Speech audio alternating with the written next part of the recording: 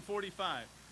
I talked to my rep last week. He said that if everybody shows up, there's a really good chance that this is going to come out of the House this year, right? That's the best we've ever had, right? I want to go over just a few of the things that are in it, and I want to see if you folks think that these are reasonable requests.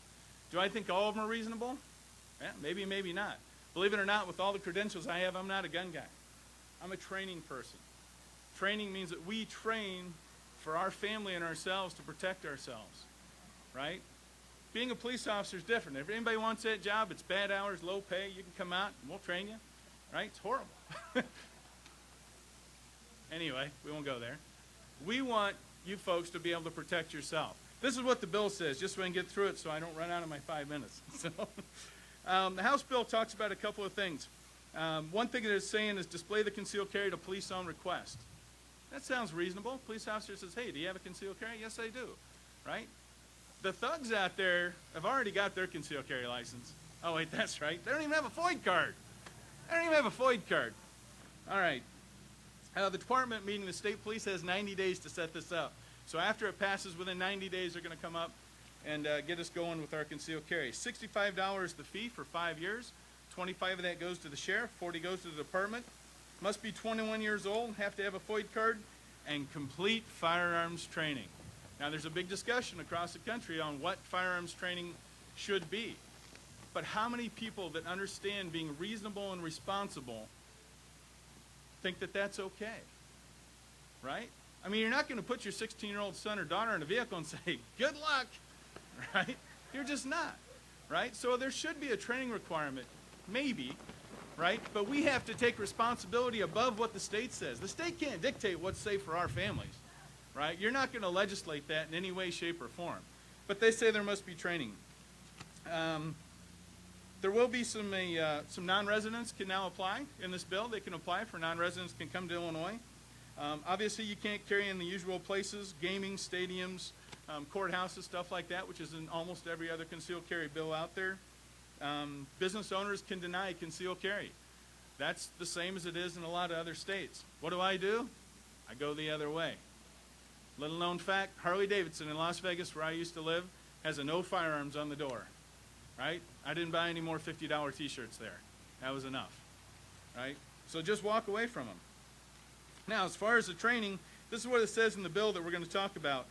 The NRA basic personal protection in the home and basic personal protection outside the home. Those will qualify.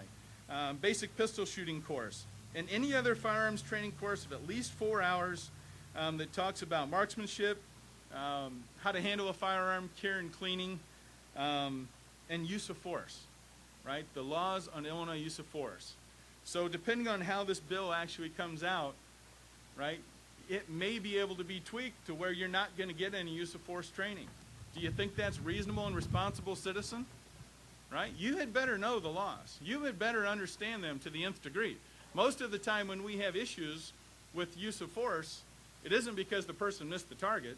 It's because the person didn't shoot or use the force at the appropriate time. So make sure you get that training. You know, even though it talks about here that it may or may not be required. There will be a shooting component to it. There'll be 30 rounds shooting.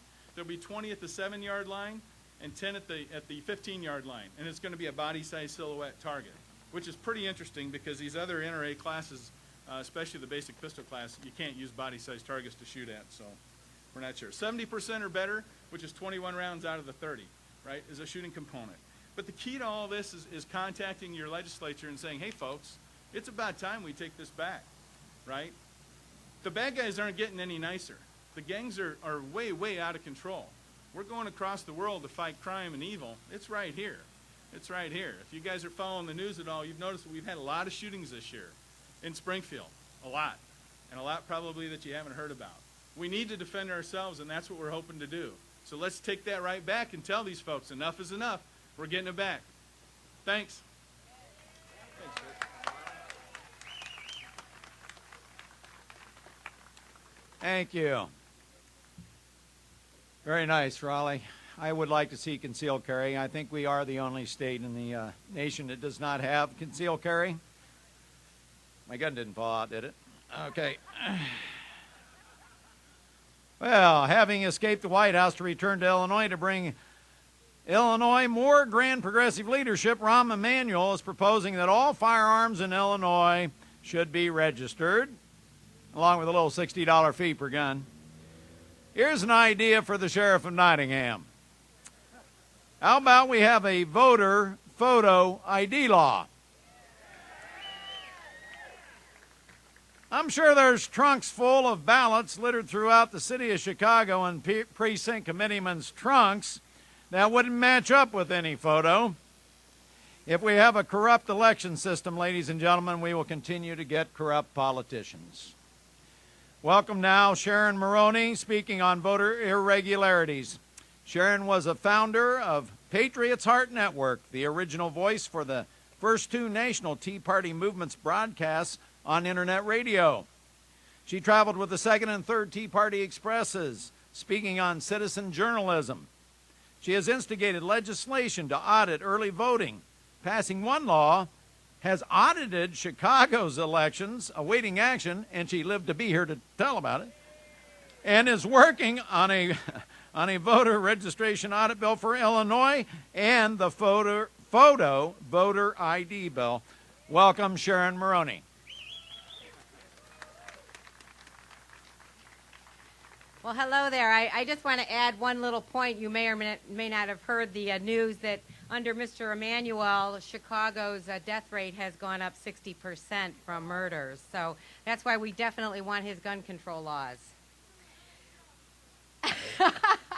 You know, my name is Sharon Maroney, and I came to you from the suburbs of Chicago, a little town called Barrington. And I only have a few minutes to tell you everything that we have to do, but I want to start out by saying Defend the Vote was inspired by a concept, Someone Died for Me Today is our website.com, and we believe that our military make the ultimate sacrifice, and when it really comes down to it, they do that for our vote. And so I'm inspired every day to get up in the morning and fight despite whatever obstacles are in my way, because I figure it's a heck of a lot easier than if I was in some sand dune in Iraq. So when I speak to you today, keep that in mind, if you would, please. And I want to tell you that what we do at Defend the Vote is we empower citizens to protect elections, and we have a totally different perspective than most people because we start at the concepts of security. We're not looking to necessarily catch somebody in the act of fraud, because by the time you catch them in fraud and you get them all set up through the legal courts, the fraud has already happened. And what happened is I started in this process through a whole different series of actions related to the eligibility issue. And as I got into Illinois code, I was shocked to find out that we have one problem. I'll tell you about the eligibility is not only do we not check for the citizenship of Mr. Obama or whoever is running for the president, we also don't check for citizenship of anybody running for any office across the state.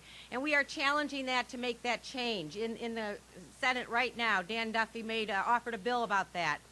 Secondly, we got involved and did the studying and found out that we have never audited early voting. Now let me tell you what that means in Illinois. 18% of your vote is done through the early vote. If you're early voting in Chicago or Cook County, now Springfield is different because you don't use the same system. But if you're voting there, there's a paper trail that's on the side here, and that confirms what your vote is, and it's called the VPAT, Voter Verified Paper Audit Trail. The problem is that they never have compared the vote here with the numbers that they actually put out. There's no after audit on early voting. And we discovered that about a year ago, and I got good news for you because it must have startled somebody up here. July 4th, Governor Quinn signed the first early voting audit bill in Illinois. So we had our first one in April. Yeah, you know, and I was so shocked to find out. I even had arguments with, expert election law attorneys, and they said, surely we've done this. And I said, no, never before. And I woke up in the middle of the night about a month after discovering this and realized that we had serious problems with the security protocols in Chicago. With 4 days' notice, we sent out a team before the April 2011 elections. What we did is we sent out a team to 239 precincts in Chicago. We used audit sheets that were devised based on their basic election judge training guide. Are any of you here election judges? Okay, so you know you have a basic training guide that has to be approved by the state. We evaluated 239 precincts on 11 standards.